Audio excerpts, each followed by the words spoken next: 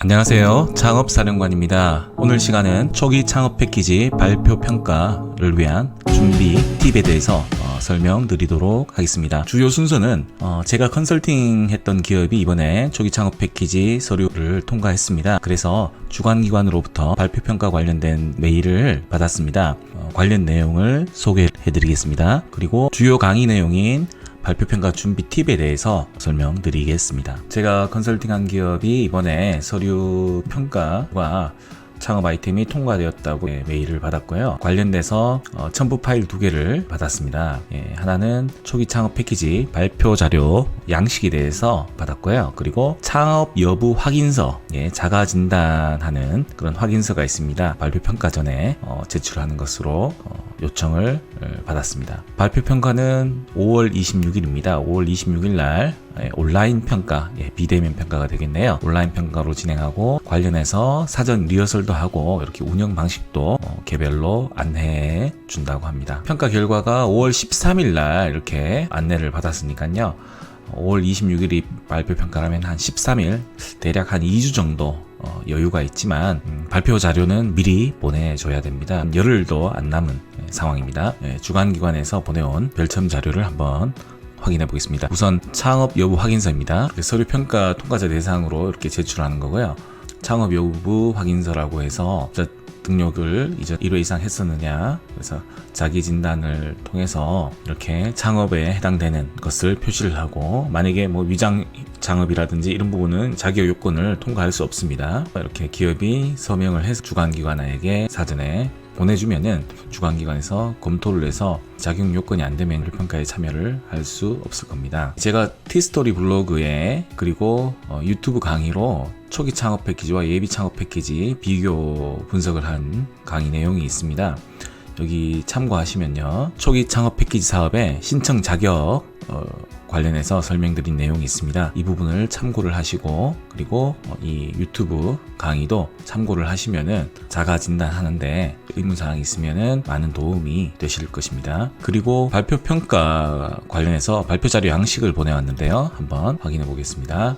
슬라이드별로 작성 요령을 참고해서 내용을 기재하는 건데, 이것은 사업계획서에 나와있던 작성 요령과 거의 동일합니다. 표지 및 목차를 제외하고 본문 슬라이드 10장 이내로 작성하는 것을 권장하고 있습니다. 발표 시간은 10분 안에 발표를 해야 되고, 질의응답은 10분 이내입니다. 총 20분이 소요됩니다. 그리고 작성한 자료는 PPT가 아닌 PDF 파일로 변환해서 제출해야 됩니다. 양식을 보시면은 표지가 되어 있고요. 목차, 표지 목차 이외에 10장 이내로 작성할 것을 권했습니다. 그 부분에 대해서 맞춰주는 게 좋습니다. 그러면 오늘 본격적으로 제가 설명드려야 될 내용입니다. 초기 창업 패키지 발표 평가 준비 팁 입니다. 이 부분 가장 중요한 것들, 우선적으로 해야 될 것을 줄여봤습니다. 4가지 정도를 줄여봤습니다. 그러니까 초기 창업 패키지 사업계획서 작성법에 대해서 강의를 올렸었는데, 그 부분을 참고하셔서 발표 자료 만드실 때도 참고하시기 바랍니다. 그 강의 자료에 각 파트별로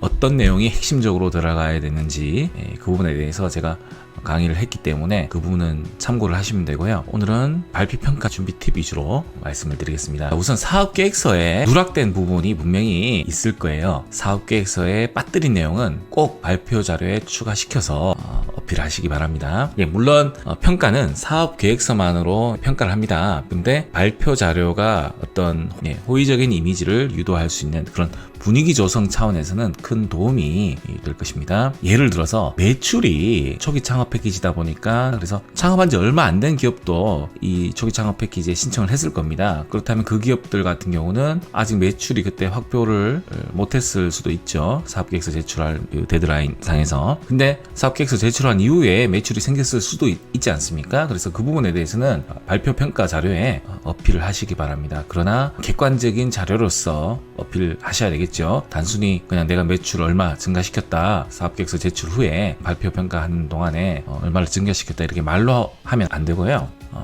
부가가치세 표준 증명, 그리고 부가가치세 과세 표준 확인 증빙, 이런 부분을 발표 자료에 보이셔가지고 그동안 매출이 이렇게 증가를 했다는 거 이렇게 어필하시기 바랍니다. 부가가치세 표준 증명과 부가가치세 과세 표준 확인 증빙에 대해서 제가 잠깐 설명드리도록 하겠습니다. 이 부분은 부가가치세 표준 증명이라고, 요거는 세무서에 가시면은 지역별로 관할 세무서에 가셔서 본인 기업에 매출이 발생했을 때는 부가가치세 표준 증명 발급을 받으셔가지고 발표 자료에 첨부를 하시기 바랍니다. 보통 1년이 안 된 기업들, 보통 1년이 지나고 하면 법인 같은 경우는 재무제표상에서 매출이라든지 이런 부분을 확인할 수 있는데, 일단 초기 기업들 같은 경우는 아직 재무제표가 안 나오기 때문에 국세청에서부터 이렇게 발급을 요청하실 수 있습니다. 매출액이 익혀서 나옵니다. 이 부분을 어필하시기 바랍니다. 그리고 부가가치세 표준 증명을 시기상 준비를 못 하셨다면 대안으로, 요거는 이제 그 담당하시는 세무사 사무실에 가셔가지고 각종 뭐 계약서라든지 매출 자료라든지 이런 부분을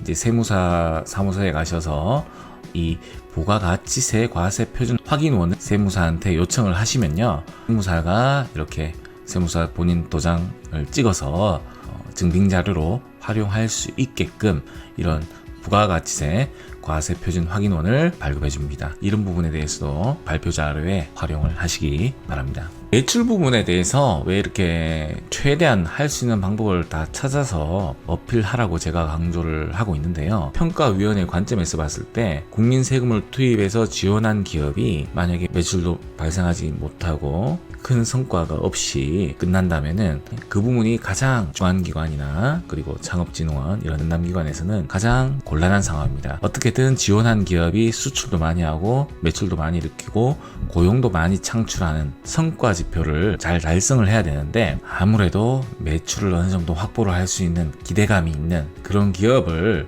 우선적으로 선정할 것입니다. 그래서 매출 부분에 대해서는 하여간 최대한 할 수 있는 부분은 어필을 하시라.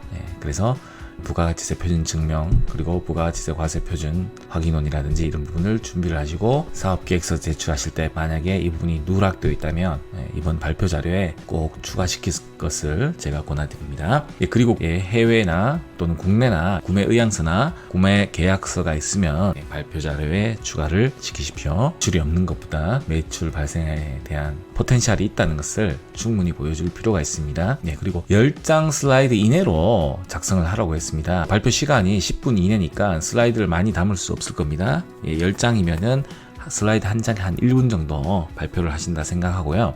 그래서 핵심 내용으로 10장을 구성을 해야 되고, 그 다음에 꼭 필요한데 10장 이내에 본문에 담지 못하는 내용은 부록으로 배치를 하십시오. 본문 10장이 끝나고 그 뒤에 부록으로 배치를 하셔가지고, 만약에 본문에 담겨 있지 않은, 그러나 부록에 담겨 있는 질문이라면 그 부록을 보시면서 답변하시는 게 훨씬 효과적입니다. 아무래도 그냥 말로만 떠드는 것보다 부록에 있는 자료를 보여주면서 심사위원들한테 설명하는 게 훨씬 이해도를 높일 것입니다. 매출 성장성에 대한 자료는 표를 통해서 이렇게 수치, 연도별로 수치를 제시하는 것보다는 막대 그래프 형식으로 비주얼하게 표현하시길 추천합니다.